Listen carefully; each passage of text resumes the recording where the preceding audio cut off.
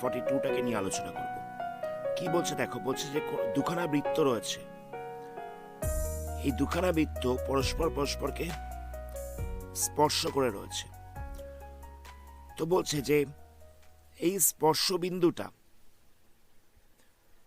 দুটো সার্কেলের সেন্টারের যে সংযোজক সরলরেখা তার উপরে অবস্থিত রয়েছে। জায়গাটা বুঝবে।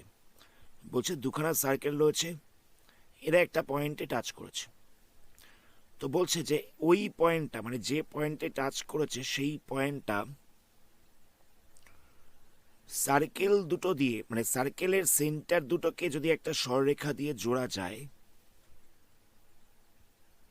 তাহলে স্পর্শ বিন্দুটা ওই সরলরেখার উপরে অবস্থিত রয়েছে। ছবিটা দেখো, আমরা এই ছবিটাকে করব, মানে প্রথম ছবিটাকে করব। ছবিটাতে দেখো দুখানা বৃত্ত রয়েছে, একটা হচ্ছে বি কেন্দ্রীয় বৃত্ত, একটা হচ্ছে এ। তো এই দুখানা সার্কেল পি পয়েন্টে স্পর্শ করেছে, পি পয়েন্টে টাচ করেছে। তাহলে আমাদের দেখাতে হবে যে এ পি বি তিনটে একই স্ট্রেট লাইনে রয়েছে, এটা আমাদের দেখাতে হবে। এ পি বি হচ্ছে কোলিনিয়ার, এটা আমাদের দেখাতে হবে। তো কি করা হয়েছে তার জন্য বি পয়েন্টটাকে আর এ পয়েন্টটাকে জুড়ে দেয়া হচ্ছে।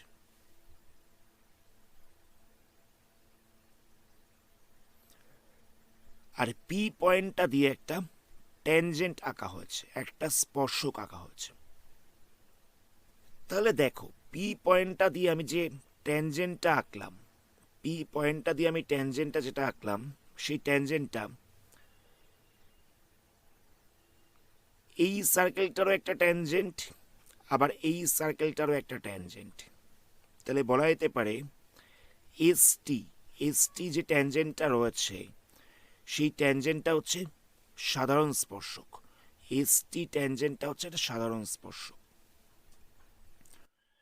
এবার দেখো, বিপিটা হচ্ছে এই ছোট সার্কেলটার রেডিয়াস, বিপি পয়েন্টটা হচ্ছে, মানে বিপি লাইনটা হচ্ছে ছোট সার্কেলটার রেডিয়াস।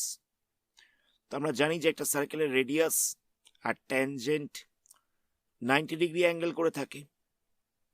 তাহলে বলা যেতে পারে বিপি আর এসটি এরা হচ্ছে পারপেন্ডিকুলার, অসুবিধা নেই। আবার একই রকম ভাবে আমরা যদি বড় সার্কেলটাকে নিয়ে কাজ করি, এখানে দেখো এপিটা এসটি এর ওপর পারপেন্ডিকুলার, কারণ এপিটা হচ্ছে রেডিয়াস আর এসটিটা হচ্ছে ট্যানজেন্ট। তাহলে বলা যেতে পারে যে এপিটা হচ্ছে এসটি এর ওপর পারপেন্ডিকুলার। এবার দেখো, আমরা প্রথমে দেখলাম যে বিপিটা হচ্ছে এসটি এর ওপর পারপেন্ডিকুলার। কোন পয়েন্টে পারপেন্ডিকুলার? না, পি পয়েন্টের ওপরে। ছবিটা দেখলে বুঝতে পারবে পি পয়েন্টটার ওপরে হচ্ছে পারপেন্ডিকুলার। আবার একই রকম ভাবে আমরা দেখতে পেলাম যে এপিটা এসটির ওপরে পারপেন্ডিকুলার। কোন পয়েন্টে পারপেন্ডিকুলার? না, পি পয়েন্টে পারপেন্ডিকুলার। এবার দেখো, একটা লাইন রয়েছে, সেই লাইনটার ওপরে একই পয়েন্টে এদিকে একটা পারপেন্ডিকুলার রয়েছে, আবার একই পয়েন্টে নিচের দিকেও একটা পারপেন্ডিকুলার রয়েছে। তাহলে কি বোঝা যাচ্ছে? তাহলে বোঝা যাচ্ছে যে বি পয়েন্টটা, পি পয়েন্টটা এবং এ পয়েন্টটা তিনটে পয়েন্টেই একই স্ট্রেট লাইনে রয়েছে। যদি এ পয়েন্টটা, পি পয়েন্ট এবং বি পয়েন্টটা একই স্ট্রেট লাইনে না থাকতো, তাহলে আমি এই পি পয়েন্টের ওপর দুখানা পারপেন্ডিকুলার আঁকতে পারতাম না। আমি আরেকবার জায়গাটাকে বলছি। এখানে দুখানা সার্কেল রয়েছে, একটা সেন্টার হচ্ছে বি আর একটা সেন্টার হচ্ছে এ। এরা পি পয়েন্টে টাচ করেছে। আমাদের কি দেখাতে বলেছে? বলছে যে এ পি বি কোলিনিয়ার, মানে একই সরলরেখায় রয়েছে। তো কি করা হয়েছে? তার জন্য এ বি কে জয়েন করা হয়েছে, আর পি পয়েন্টটা দিয়ে একটা ট্যানজেন্ট টানা হয়েছে। ট্যানজেন্টটার নাম দেওয়া হচ্ছে এসটি। এবার ছবিটা দেখো, এসটি যে ট্যানজেন্টটা রয়েছে সেটা বি কেন্দ্রীয় বৃত্তের একটা স্পর্শক, একটা ট্যানজেন্ট। মানে এই যে ছোট সার্কেলটা রয়েছে যার সেন্টারটা হচ্ছে বি, সেই সার্কেলটার একটা ট্যানজেন্ট হচ্ছে এসটি। আবার একই রকম ভাবে বলা যেতে পারে এই যে বড় সার্কেলটা রয়েছে, মানে যার সেন্টারটা হচ্ছে এ, তারও একটা ট্যানজেন্ট হচ্ছে এসটি। অসুবিধা নেই। এবার দেখো, ছোট সার্কেলটার ক্ষেত্রে বিপিটা হচ্ছে রেডিয়াস, বিপিটা হচ্ছে ব্যাসার্ধ, এসটিটা হচ্ছে ট্যানজেন্ট, এসটিটা হচ্ছে স্পর্শক। তো আমরা জানি যে ব্যাসার্ধ এবং স্পর্শক 90 ডিগ্রি অ্যাঙ্গেল করে থাকে, মানে বিপি এবং এসটি, একটা যেহেতু রেডিয়াস একটা যেহেতু ট্যানজেন্ট, তাহলে এরা 90 ডিগ্রি অ্যাঙ্গেল করে রয়েছে। তাহলে বলা যেতে পারে বিপি এসটি এর ওপর পারপেন্ডিকুলার।